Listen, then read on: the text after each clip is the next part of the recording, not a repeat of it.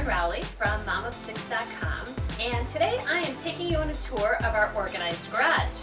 Now, I will tell you that our garage didn't always look this organized. As a matter of fact, when we moved in here a few months ago, this garage was stacked to the ceiling with moving boxes and items that we hadn't figured out where they were going to live in our new home. So this is a recent project of ours to really get it together, and I'm going to tell you how we did it. So the first thing you want to do when you're going to tackle a big space like a garage or a basement or even an attic is to come up with a plan. What is it you intend to use this space for? In our case, we wanted to be able to park a car in the garage, and we needed it to be a primary storage space for us because we don't have room anywhere else for a lot of these things. So it needs to hold household supplies like light bulbs and cleaning supplies. It needs to hold backup items like paint cans and wood pieces for projects that we want to do.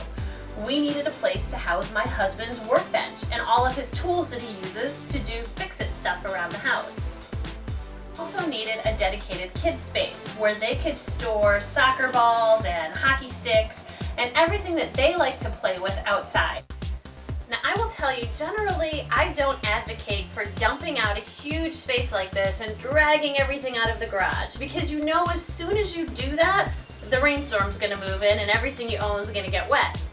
But in our case, we really needed to start from scratch. So we did take a weekend with a clear weather forecast, and we brought everything outside. And we used bins to help us sort and organize items as we took them out of the garage. Now, as you're taking things out, you want to start implementing your plan.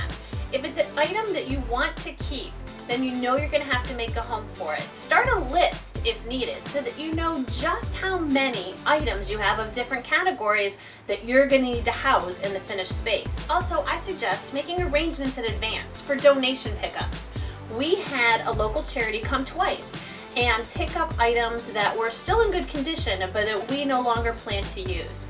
And knowing that they were coming helped us keep the decluttering going on. Once the space was empty and everything was sorted into categories of where it was going to go back into the garage, the next step for us was to come up with a storage solution.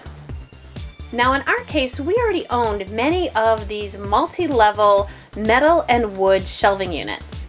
And we use these shelving units along the walls of the garage as well as right down the center section of the garage in order to create enough storage space. So once we decided upon what our shelving system would be, we actually created zones where items were going to fit in. Now, of course, this had to be reworked a little bit as we started to put things away and realized we needed more space for some categories and less space for others.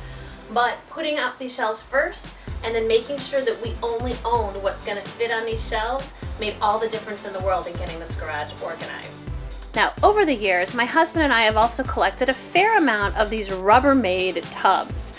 And we use these to store everything, whether it's electrical supplies, cable connectors, light bulbs, etc. And we also use them to store kids' toys.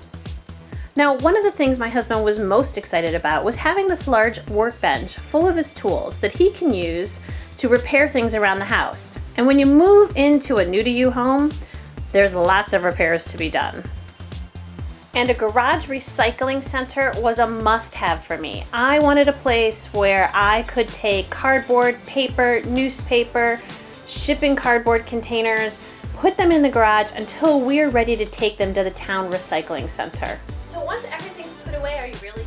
No, you need to make sure that over time that you really have set it up in a way that you can use the space most effectively. So down the line, I'm sure we're going to make a few tweaks as we come to realize that maybe some items are better off located in other areas of the garage. So I hope you enjoyed our tour today of our great garage makeover, and I hope you'll also visit me over at momofsix.com. I'll see you really soon.